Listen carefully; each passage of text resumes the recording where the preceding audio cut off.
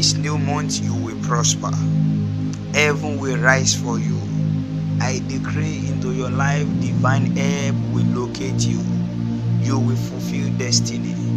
Listen, every good things you've not been able to achieve right from this new month, go and achieve it. Before all men, you shall find favor. If Nehemiah could obtain favor from the king, I decree into your life before all notable men, you will obtain favor.